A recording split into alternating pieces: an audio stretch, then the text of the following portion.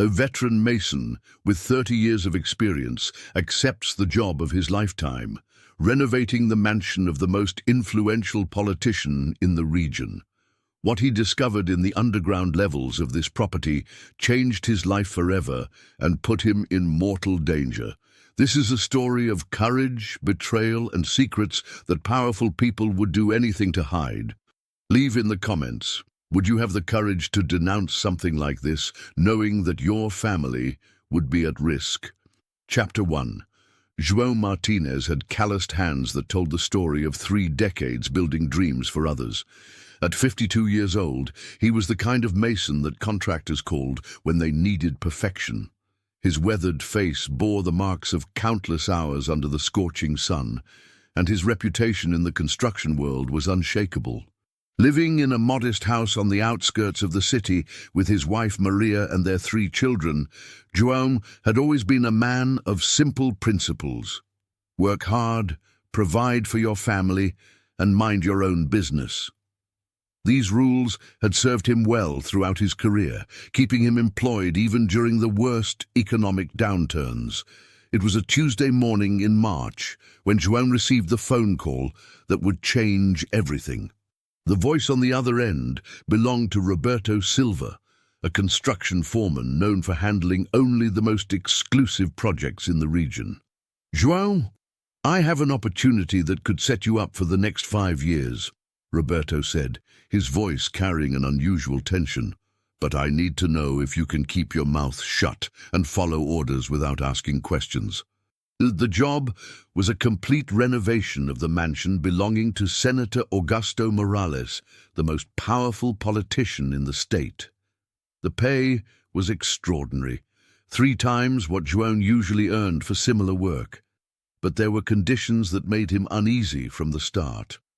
"You work alone in your assigned areas," Roberto explained during their meeting. "No talking to other workers unless absolutely necessary.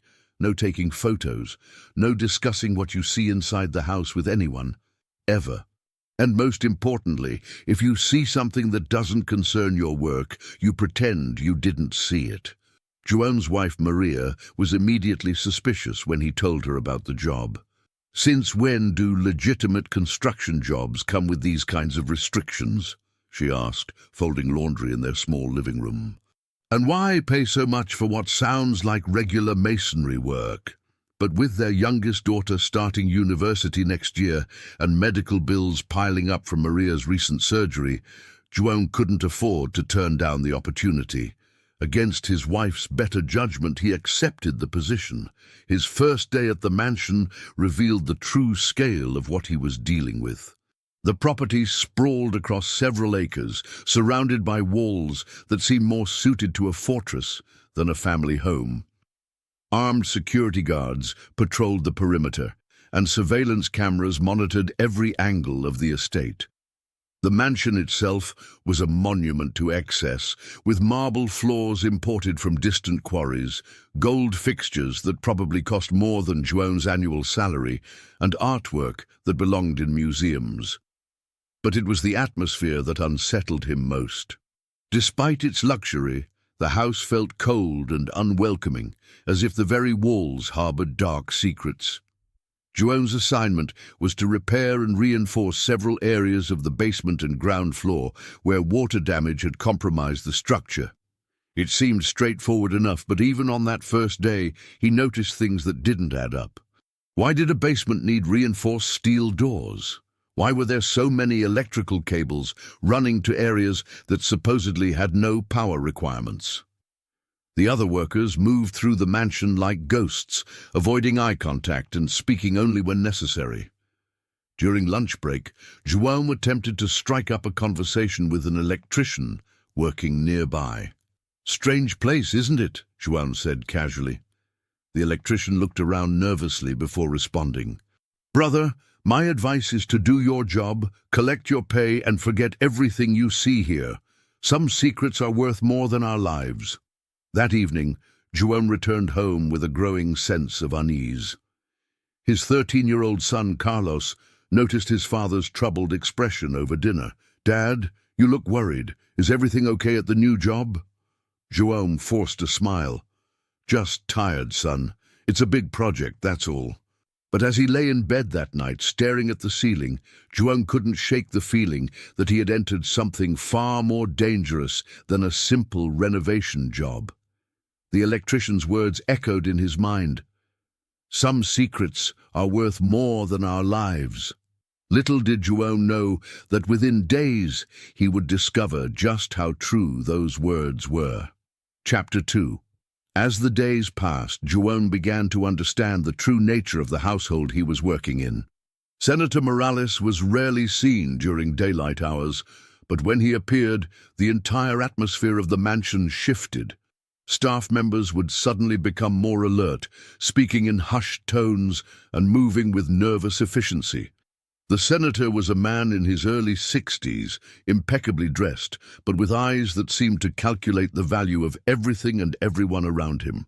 During their few brief encounters, João noticed how Morales spoke to the workers, not as human beings, but as tools to be used and discarded. "You," the senator said one morning, pointing at João while speaking to the foreman. "I want him working on the basement reinforcement today. And make sure he understands that area is off limits to everyone else." It was during this basement work that João began to witness the disturbing dynamics of the Morales family. The senator's wife, Elena, was a woman who seemed permanently on edge, jumping at sudden sounds and speaking in a voice barely above a whisper. Their teenage son, Miguel, displayed the arrogance typical of wealthy youth. But there was something darker underneath, a cruelty that made João uncomfortable whenever the boy was around. The real revelation came on a Thursday afternoon when João was working alone in the basement, reinforcing a wall that showed signs of structural stress. He was mixing cement when he heard voices echoing through the ventilation system. At first, he tried to ignore them, remembering Roberto's warning about minding his own business. But the conversation was impossible to ignore. "The shipment arrives next week," came Senator Morales's distinctive voice. "I want everything moved to the lower level before the inspection team visits." "What about the workers?" asked another voice João didn't recognize. "They see nothing. They know nothing. And if any of them become a problem, we handle it the same way we handled the journalist last year." João's blood ran cold. He stopped working completely, straining to hear more, but the voices faded as the speakers moved to another part of the house. The implication of what he had just heard was terrifying, but he tried to convince himself that he had misunderstood. That evening, João's behavior at home was noticeably different. He barely touched his dinner and snapped at Carlos when the boy asked about his day. "I'm sorry," João said, pulling his son close. "Dad's just stressed about work. Everything's fine." But Maria knew her husband too well to believe that. After the children went to bed, she confronted him in their bedroom. "João, something's wrong. You've been different since you started this job. What's happening at that house?" João wanted to tell her everything, but the electrician's warning rang in his ears. Instead, he held his wife close and said, "I can't talk about it, Maria, but I promise you, if things get dangerous, I'll quit immediately." The next day brought an incident that shattered any remaining illusions João had about the nature of his workplace. He was carrying supplies through a corridor when he heard shouting from the senator's office. Through a partially open door, he glimpsed a heated argument between Senator Morales and a man in an expensive suit. "You're making a mistake, Augusto," the visitor was saying. "The investigation is getting too close. We need to distance ourselves before—" "Before what?" the senator interrupted, his voice rising dangerously. "Before you lose your nerve completely? I didn't build this empire by backing down from scared bureaucrats." The argument escalated quickly, and João heard the unmistakable sound of furniture being overturned. Afraid of being discovered eavesdropping, he quickly moved away from the door and continued down the corridor. But as he rounded the corner, he came face to face with Miguel, the senator's son, who had clearly seen João near the office door. "Interesting place to be walking, worker," Miguel said with a smirk that didn't reach his eyes. "I hope you weren't listening to things that don't concern you." "I was just bringing supplies to the basement," João replied, keeping his voice steady despite his racing heart. Miguel stared at him for a long moment before stepping aside. "Good, because people who hear things they shouldn't sometimes have accidents. Work sites can be very dangerous places."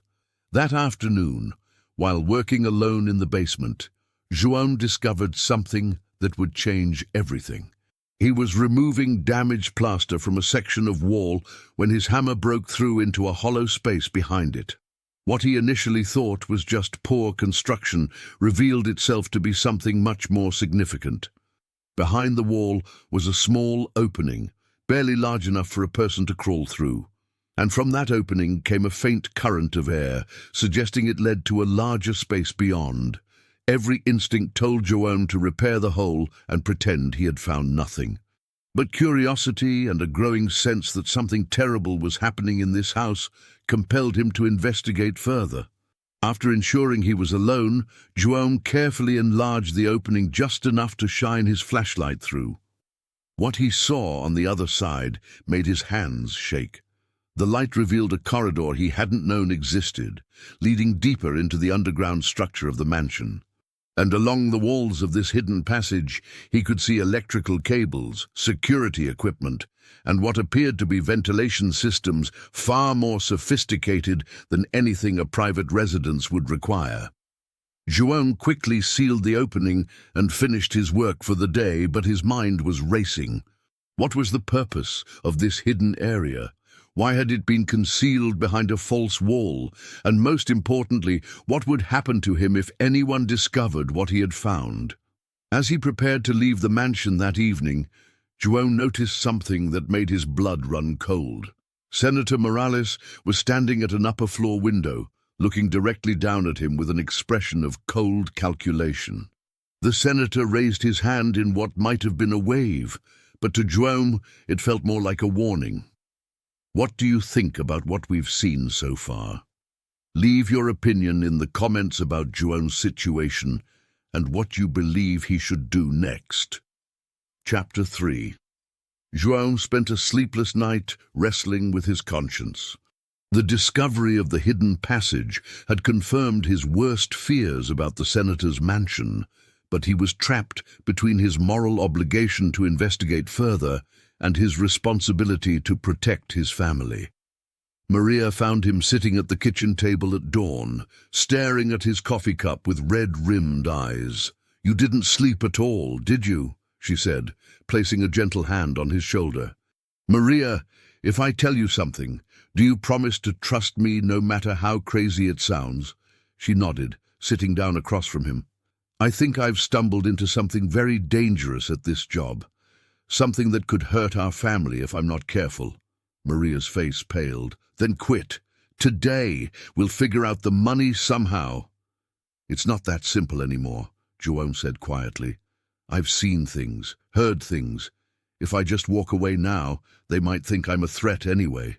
Against every rational instinct, João decided he needed more information before he could determine his next move. If he was going to risk everything, he needed to know exactly what he was dealing with. The next day, João waited until the mansion was at its quietest. Most of the workers had gone home, and the senator was attending meetings in the capital. Using his legitimate access to the basement, João carefully reopened the hole in the wall and squeezed through into the hidden corridor. What he found beyond defied his worst expectations. The corridor led to a series of underground rooms that formed a sophisticated operations center. Computer equipment lined the walls, displaying surveillance feeds from locations throughout the city. Filing cabinets contained documents that, even with João's limited education, he could see were related to government contracts, bank transfers, and what appeared to be detailed information about judges, police officials, and rival politicians. But it was the photographs that made Joan's stomach turn. Images of people he recognized from the news, journalists, activists, and government officials who had opposed Senator Morales, with detailed notes about their daily routines, family members, and vulnerabilities. In one room, Joan discovered what appeared to be a sophisticated recording studio, equipped with editing equipment and voice modulation technology.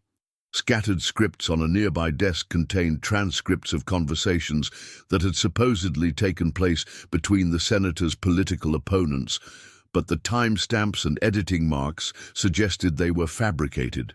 The most disturbing discovery was a locked filing cabinet that Joan managed to open using tools from his kit.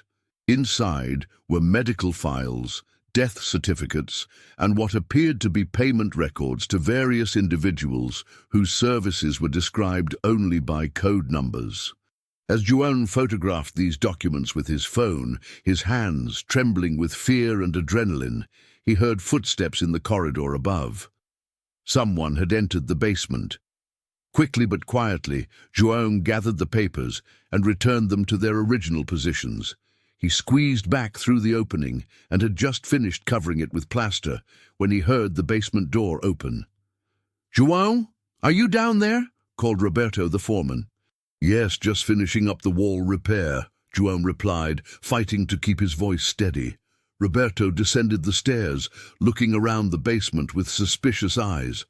"Working late today? The senator wants this section completed by tomorrow. I'm just trying to stay ahead of schedule." Roberto nodded slowly, but Joan could see doubt in his expression. "Well, don't overdo it. And remember, this basement has some areas that are off limits even to me. Make sure you stick to your assigned work zones." After Roberto left, Joan realized how close he had come to disaster. If he had been discovered in the hidden rooms, he had no doubt about what would have happened to him. That evening, Joan made copies of the photos he had taken and hid them in multiple locations. He also wrote a detailed account of everything he had discovered and sealed it in an envelope, leaving instructions for Maria to deliver it to specific journalists if anything happened to him. The next day brought a development that confirmed Joan's worst fears about his situation. As he worked in the basement, he overheard a phone conversation between Senator Morales and someone he addressed as Colonel. The security review identified a potential problem, the senator was saying. "One of the workers has been showing too much interest in areas outside his assignment. I want him monitored closely, and if he becomes a liability, we handle it permanently." Joan's blood turned to ice as he realized they were talking about him. Somehow, they had noticed his activities and identified him as a threat. For the rest of that day, Joan felt eyes on him constantly. Security guards who had previously ignored him now seemed to watch his every move. Other workers avoided him entirely, as if he carried some contagious disease. When Miguel appeared in the basement that afternoon, Joan knew his time was running out. "My father wants to see you in his office before you leave today," Miguel said with that same cold smirk. "He has some additional work he wants to discuss with you." Joan nodded, knowing that this summons was likely not about construction work. As he gathered his tools, he mentally prepared himself for what might be his final conversation. The walk to Senator Morales' office felt like a condemned man's journey to the gallows. Joan's mind raced through possible escape routes, but he knew that running would only confirm their suspicions and put his family in immediate danger. Senator Morales was seated behind his massive desk when Joan entered, but he wasn't alone. Two men in dark suits flanked the room, their jackets bulging in ways that suggested concealed weapons. "Joan, please sit down," the senator said with false friendliness. "I understand you've been very thorough in your work here, perhaps too thorough." "I've just been doing the job I was hired for, sir." "Of course, but you see, I've been reviewing the security footage from the basement, and I notice you've been spending time in areas that weren't part of your assignment. Areas that might contain information that could be misinterpreted by someone without proper context." João felt sweat beading on his forehead, but he forced himself to remain calm. "I've only worked where I was told to work, sir. If I've gone into the wrong areas, it was by accident." Senator Morales leaned forward, his eyes boring into João's. "I'm going to give you a choice, my friend. You can accept a very generous bonus, sign a confidentiality agreement, and never speak about anything you've seen here. Or we can discuss this matter in a more permanent way." The threat was clear, but João also realized he was being given an opportunity. If they were offering him a way out, it meant they weren't certain about what he knew, or whether he'd already shared it with anyone. "I appreciate the bonus offer, sir. And I can assure you that I understand the importance of discretion in working for important people like yourself." For several long moments, Senator Morales studied João's face, searching for any sign of deception. Finally, he nodded to one of the men in suits, who produced a thick envelope and a legal document. "This agreement states that you will never discuss anything you've seen or heard on this property with anyone, ever. The bonus should help you understand how serious I am about this requirement." João signed the document without reading it, knowing that his signature was probably meaningless given what he had already discovered. But it bought him time and a chance to leave the mansion alive. As he walked to his car that evening, João knew his life had changed forever. He had evidence of crimes that went to the highest levels of government, but he also had a target on his back that would never disappear. Thank you so much for staying with us this far in this incredible story. We truly appreciate your dedication as a viewer, and believe me, the best is yet to come. What follows will change everything you think you know about this case. Chapter 4. João drove home that evening with his mind racing and his hands trembling on the steering wheel. The envelope containing what the senator called a bonus sat on the passenger seat, like a poisonous snake. Accepting it made him complicit in whatever crimes he had discovered, but refusing it would have meant certain death.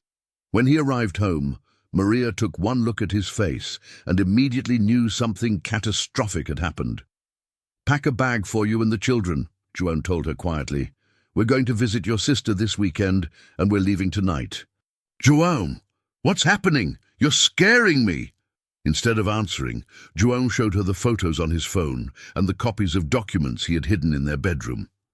As Maria read through the evidence of the senator's criminal activities, her face went white with terror. "Oh my God, João, what have you gotten us into?" "I didn't get us into anything. I stumbled into it, and now we have to figure out how to get out alive." They packed quickly and drove to Maria's sister's house in a neighboring state, leaving in the middle of the night, without telling anyone where they were going. But even as they put distance between themselves and the senator's mansion, João knew they weren't safe. The next morning, João's phone rang with a call from Roberto. "Where are you? You were supposed to be at work an hour ago." "I had a family emergency. I won't be able to continue with the project." There was a long pause on the other end. "João, that's not really an option. The senator specifically requested that you complete your assigned work. He's invested in your success." The threat was clear, but João had already made his decision. "Tell the senator I'm grateful for the opportunity, but I can't continue. Family comes first." He hung up the phone and immediately turned it off, knowing that it could be used to track their location. For 3 weeks, João and his family stayed with Maria's sister, trying to figure out their next move. But the isolation and constant fear were taking their toll, especially on the children who couldn't understand why they had suddenly left their home and schools. It was Carlos, their 13-year-old son, who forced João to face the reality of their situation. "Dad, I heard you and Mom talking. Are we in danger because of something you found at work?" João looked at his son's worried face and made a decision that would change all their lives. "Yes, Carlos. I discovered that some very powerful people were doing very bad things, and now we have to decide whether to stay hidden forever or try to do something about it." "What would happen if you told the police?" The people involved have friends in the police, son. We'd have to find someone we could trust completely. That night, João made contact with an investigative journalist named Patricia Vega, who had built a reputation for exposing government corruption despite repeated threats against her life. Their first meeting took place in a small cafe in a city 3 hours from where they were staying. Patricia listened to João's story with growing amazement, examining the photographs and documents he had managed to obtain. "This is incredible," she said quietly. "These documents prove connections between Senator Morales and at least 6 major corruption scandals, 3 unsolved murders, and what appears to be an extensive blackmail operation. But is it enough to bring him down? It's enough to start an investigation that he can't stop or control. But you understand that once we publish this story, there's no going back. He'll know exactly who exposed him." João thought about his family, about the life they had built, about the simple happiness they had enjoyed before he took the job at the senator's mansion. But he also thought about the photographs of victims, about the people who had died because they had opposed Senator Morales, about the corruption that was poisoning their entire society. "If we don't do this, he'll just keep hurting people, and my family will never be safe anyway. He can't let us live knowing what we know." Patricia nodded grimly. "There's a way to do this that might give you some protection, but it will require tremendous courage on your part." She explained her plan. Rather than simply publishing the documents, they would coordinate with federal investigators who were already suspicious of Senator Morales, but lacked the evidence to move against him. João would wear a wire and return to the mansion, attempting to get the senator to confess on tape. "It's incredibly dangerous," Patricia warned. "If they discover what you're doing, they'll kill you without hesitation. And if I don't do it, they'll kill my family eventually anyway." 3 days later, João called Roberto and claimed that he had realized he needed the job and wanted to return to work. The foreman sounded suspicious, but agreed to speak with the senator about giving João another chance. When João returned to the mansion, the atmosphere was noticeably different. Security had been increased, and the other workers looked at him with a mixture of fear and pity, as if he were already dead. Senator Morales received him in his office with a smile that never reached his eyes. "João, my friend, I'm glad you've reconsidered. I was beginning to think you didn't appreciate the opportunities I provide. I'm sorry for leaving so suddenly, sir. My wife was scared because she didn't understand the nature of my work here. But I've explained to her that you're an honorable man who treats his employees well." "Of course I am, and I trust that your brief absence gave you time to reflect on the importance of loyalty." For the next hour, João worked to draw the senator into incriminating conversations while the recording device hidden in his work vest captured every word. The senator, perhaps overconfident or simply arrogant, began to boast about his various schemes and the people he had eliminated. "You understand, João, that in politics, as in construction, sometimes you have to remove obstacles that get in the way of progress. The journalist who was asking too many questions about our government contracts, for example, his car accident was very convenient timing." João managed to keep his expression neutral despite his horror. "It must be difficult to make those kinds of decisions, sir." "Not really. Power means never having to hesitate when action is required. That's what separates leaders from followers." But as João prepared to leave that day, Miguel appeared with 2 security guards. "My father wants to see you one more time before you go," Miguel said, his expression more serious than usual. In the senator's office, João found himself facing a nightmare scenario. On the desk was his recording device, which had somehow been discovered and removed from his vest. "Did you really think we were stupid enough to let you back in here without taking precautions?" Senator Morales asked, his voice deadly calm. "We've been monitoring you since the moment you arrived this morning." João's mind raced, but he knew there was no escape. The office door was blocked by armed guards, and even if he could get past them, He would never make it off the property alive. "Before we conclude our business," the senator continued, "I'm curious about who put you up to this. The recording equipment is too sophisticated for a simple mason to acquire on his own." João remained silent, knowing that any information he gave would only endanger Patricia and the federal investigators. "No matter," Senator Morales said after a moment. "We'll find out eventually. But first, we're going to stage a very tragic accident. A hard-working man who fell from some scaffolding while doing repairs. These things happen so often in construction work." As the guards moved to grab him, João made a desperate decision. Instead of trying to fight or run, he pulled out his phone and hit a preset number. "Now!" he shouted into the device. Suddenly, the mansion erupted in chaos as federal agents stormed the building from multiple entry points. The recording device on the desk had been a decoy. João had been wearing a second device that transmitted everything directly to the investigators waiting outside. In the confusion that followed, João managed to escape the office and reach the safety of the federal agents. But even as Senator Morales was arrested, João knew that his troubles were far from over. Chapter 5. The arrest of Senator Morales sent shockwaves through the political establishment, but for João and his family, it marked the beginning of a new and equally dangerous chapter in their lives. The senator had powerful allies who viewed João's testimony as a threat to their own survival. Within hours of the arrest, João and his family were placed in protective custody.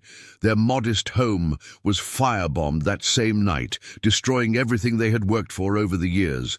The message was clear. Cooperation with authorities would be met with total destruction. "We can relocate you to another state," Agent Martinez explained during their debriefing. "New identities, new jobs, a chance to start over. But you'll have to leave everything behind, friends, family, the life you've built here." Maria wept as she held their youngest daughter, who couldn't understand why they couldn't go home. "How did trying to do the right thing lead to this?" she asked João. "Because we're fighting people who've never faced consequences for their actions," João replied. "They can't comprehend that someone like me would risk everything for principle." The trial preparation was grueling. João spent months reviewing evidence, giving depositions, and preparing for the moment when he would face Senator Morales in court. The prosecution team warned him repeatedly about the dangers he would face. "Morales has connections everywhere," the lead prosecutor explained. "Prison guards, police officers, judges, anyone could be compromised. Your testimony is crucial, but it may cost you your life." During this period, João learned the full scope of the senator's criminal enterprise.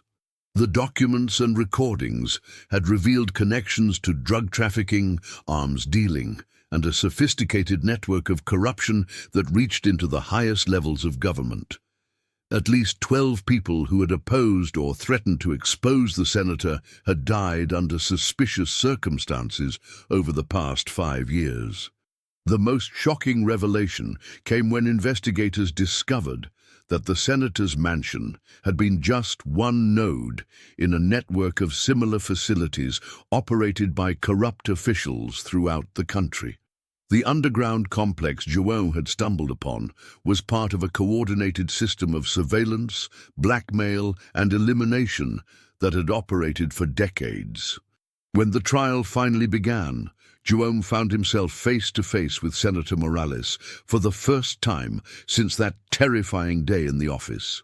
The senator showed no emotion as João recounted his discoveries, but his eyes never left João's face, and the message in them was unmistakable. This wasn't over. João's testimony was devastating. The recordings, photographs, and documents provided an unprecedented look into the inner workings of high-level corruption. But the senator's defense team fought back viciously, attacking João's credibility and motivation.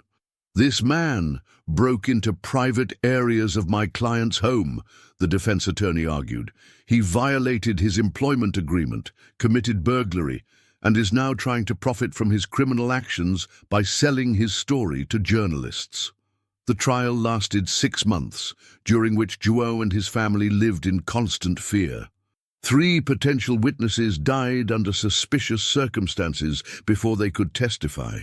2 others recanted their statements after their families received threats. But the evidence was overwhelming. The jury deliberated for only 8 hours before returning a guilty verdict on all charges. Senator Morales was sentenced to life in prison without the possibility of parole. The victory felt hollow to João as he watched the senator being led away in shackles. Even from the defendant's table, Morales managed to mouth words that chilled João's blood. "This isn't finished." The years that followed were a mixture of triumph and tragedy for João's family. They did receive new identities and were relocated to a distant state, where João found work with a construction company that specialized in building schools and hospitals, projects that felt meaningful after years of witnessing corruption destroy people's lives. But the cost had been enormous. They could never contact their extended families or childhood friends. Their children had to adapt to new names and fabricated histories, and João lived with the constant knowledge that powerful enemies wanted him dead. 3 years after the trial, João received news that Senator Morales had died in prison, officially from a heart attack, though rumors suggested he had been murdered by associates who feared he might reveal additional secrets to reduce his sentence. "Do you think we're safe now?" Maria asked when they heard the news. "I don't know," João admitted. "The people he worked with are still out there, and there are others just like him." But there was also hope. The investigation that began with João's discovery had led to a massive cleanup of corruption in their home state. New laws had been passed to increase transparency in government contracts. Several other high-ranking officials had been arrested and convicted. Most importantly, João had received letters from other workers, electricians, plumbers, security guards, who had found the courage to report suspicious activities after hearing about his case. The culture of silence that had protected corrupt officials for decades was finally beginning to crack. On the 5th anniversary of Senator Morales' arrest, João stood on the roof of a new elementary school he had helped build, looking out at the city that had become his family's new home. His hands, still calloused from decades of honest work, held a letter from the federal prosecutor thanking him for his ongoing cooperation with investigations into other corruption networks. "Dad, do you ever regret what you did?" Carlos asked. Now 18 and about to start college, he had grown into a young man who understood the price his family had paid for his father's courage. João considered the question carefully. They had lost their old life, their community, their sense of security. But they had also gained something precious, the knowledge that they had fought against evil and won. "No, son, I don't regret it. If I had stayed silent, Senator Morales would still be destroying lives today. Sometimes doing the right thing costs everything you have, but the alternative is losing everything you are." As he watched the sun set over their new city, João thought about all the workers who faced similar choices every day. People who discovered wrongdoing and had to decide whether to speak up or stay silent. His story had become a symbol for them, proof that ordinary people could stand up to extraordinary corruption and survive. The scars would never heal completely. His family would always live with the knowledge that their old identities were dead, that their safety depended on staying hidden. But they had also learned that courage, once discovered, never truly leaves you. And somewhere in the distance, João could hear the sounds of construction, other workers building the future, one honest day's work at a time. This story shows us how ordinary people can find themselves in extraordinary situations that test their values and courage. João paid a high price for doing what was right, but today he lives in peace, knowing that he made a difference. What would you do in his place? Tell us your opinion about this story in the comments. If you enjoyed it, subscribe to the channel and activate the notification bell so you don't miss our upcoming stories. And don't forget to watch the next recommended video with another surprising story that will leave you speechless.